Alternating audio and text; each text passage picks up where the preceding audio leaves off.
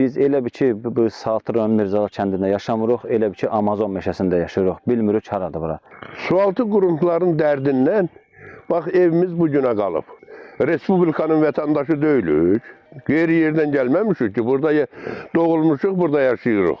Kənddə evlər təhlükədədir. Saatlı rayon Mirzəli kənd sakinləri media qrupumuza bildirib ki, icra nümayəndəsinin qardaşı kollektorlar qurun suların axması üçün boruların quraşdırılmasına icazə vermir. Elə bu səbəbdən də Mirzəli kənd sakinləri şikayət edirlər.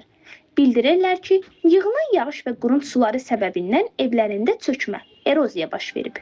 Əgər kollektorlar təmizlənməsə, ərazidə məlum yerlərdə borular yerləşdirilməsə, kənddəki evlərdə ciddi fəsadlar baş verəcək. Vətəndaşların səsləndirdiyi fikirlərə görə qarşı tərəfin münasibətini öyrənmək üçün kənd sakinləri icra nümayəndəsi kimi təqdim etdikləri Zülfəli Ağayevlə əlaqə saxladıq. Ağayev Zülfəli bildirdi ki, o icra nümayəndəliyində baş məsləhətçi işləyir. Qurun sularının axması üçün qeyd edilən ərazilər tək onun qardaşının şəxsi əmlakı deyil, eyni zamanda kəndin digər sakinlərinin şəxsi əmlakı ərazisinə də düşür. Boruların həmin ərazilərdə quraşdırılması bir neçə kənd sakinləri tərəfindən icazə verilməlidir ki, onların həyətyanı ərazisində quraşdırılsın.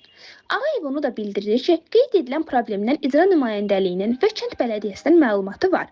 Amma kollektorlara çıxış təmin etmək üçün kənd sakinləri bir-biri razılaşmalıdır. Çünki şəxslərin əmlakıdır. Bu problemi icra nümayəndəliyi və bələdiyyə o halda həll edə bilər ki, qeyd edilən ərazi dövlət əmlakı olsun. Sonda şikayətçi Mirzəli kənd sakinlərini təqdim edirik. İnanırıq ki, Saatlı İcra Hakimiyyəti aidiyyatı qurumlara lazımi tapşırıqlar verəcək ki, kollektorların təmizlənməsi üçün tədbirlər görülsün. Saatlı rayonunun Mirzəli kəndinin sakiniyəm.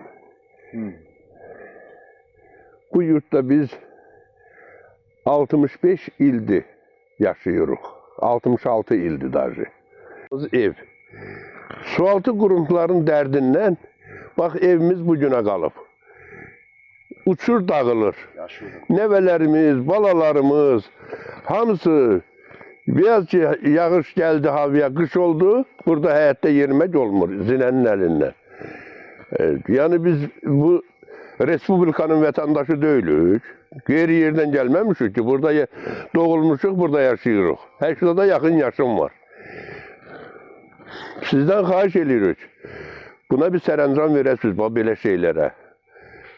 Burada danışa bilmirəm. Bronxasman var. Hava ki biraz su olur, nem olur. Yaşaya bilmirik, dolana bilmirik. Buna bir sərəncam qılasınız. Prezidentimiz çox gözəl insandır, gözəl başçıdır.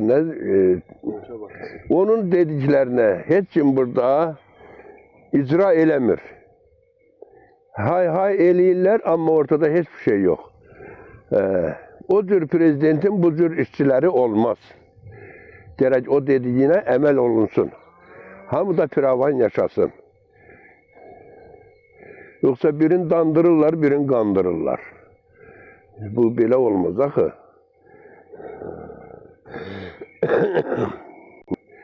Buna sərəncam verəsiniz bu işlərə. Rayonun başçı tərəfindən icra olunsun və son qoyulsun. Mən Yariyev Zahid Zahiroğlu, Saatlı rayon Mirzəli kənd sakini. Bizim hal-hazırda yaşadığımız fərqli həyatında bizim yerimiz yeraltı quruntu sular nəticəsində məhv olub gedir. Hal-hazırda bizim rayon icra başçısından heç bir narazılığımız yoxdur. Amma hal-hazırda bizim kəndin icra nümayəndənin qohumları Səlimov Məzahir Etibaroğlu, Ağayev Zülfüqar Zəkiroğlu deyir, biz heç kimi saya salmırıq, biz heç kimə buradan çıxış vermirik, heç bir adamda biz saya salmırıq. Bizim də ilk öncədən cənab prezidentimizə təşəkkür edirik, biz ona inanırıq, biz ona dəstəkləyirik. Rayonumuzun başçısı Elmir Bağırov, sizə üzümüzü tutub deyirəm ki, bizə kömək edin, bizim həyətimiz, bacamız, ailəmiz, uşağımız qalıb suyun altında. Yəni buna biz kömək göstərəsiniz inşallah. Su aparır həyətyanı sahəmizi, nə əkmək olur, nə bir şey, heç nə, hamısını kol basıb, zinədir, arpamız, təsərrüfatımız heç nə yox. Heç bir şey götürə bilmirik, nə rozumuzu götürə bilmirik, nə bir şey, heç bir şey. Vəziyyət çox gərgindir, söyüd əkirik, yanıb gedir, ağaçlarımız, bağ-bağatımız hamısı yanıb gedir, pis vəziyyətdədir. Mən Yariyev Ramil, Saatlı rayon Mirzəli kənd sakini. dəfələrlə icra nümayəndəsinə, icra başçısına, nə bilim ekologiya, hara Azərsuya müraciət edirik, deyir ki, bizlik deyir. Ona zəng etsən bizlik deyir. Mənim də vəziyyətim, daha bu boyda ev eşik tikmişəm, mən bu boyda torba qoymurlar ki, atam qonşular. İcra nümayəndəsində qardaşıdır. Qoymurlar ki, mən burada rahat yaşayam. Mən bilmirəm harada yaşayıram, elə bir dənizin ortasında yaşayıram. Kös basıb, nə kollektor qoyurlar qazaq, nə su qoyurlar axıda qora, heç nə. Evim, eşiyim batıb. Mən hara köçüm, neyiniyim? Dərdimizi kimə deyək biz yaxşı? Mən mal mülk istəmirəm ki, gedib dövlətdə. O 5 manat qazanlıq onu rahat yiyək də bir evimizdə. Uşaq o deyir, revmatizmadan yaman günə düşüb, hamısı xəstəlikdir.